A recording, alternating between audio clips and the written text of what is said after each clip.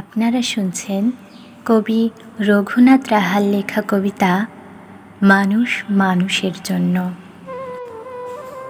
মুষলধারে বৃষ্টি হয়ে ভাসছে সবাই জলে, রাস্তাঘাট আর ফসলি জমি সবই জলের তলে।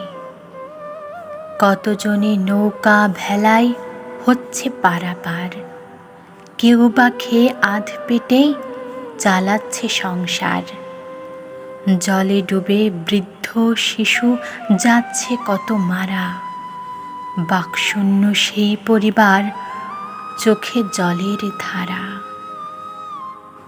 পোকা মাকড় মানুষ গরু একই সাথে বাস, পচা গন্ধ নাকে সুখে করছে যে হাঁসফাঁস। ক্ষুধার জ্বালায় অভুক্তরা করছে দুঃখে কান্না, ঘরের মধ্যে মাচা বেঁধে হচ্ছে তাদের রান্না। জলে ডোবা রাস্তাগুলো চলাফেরায় কষ্ট, ভুক্তভোগী দেখলে চোখে বোঝা যায় স্পষ্ট। দিনমজুর আর ধনী গরিব নেই তো কেউই সুখে, আয় রোজগার শূন্য থাকায় মরছে তারা দুঃখে।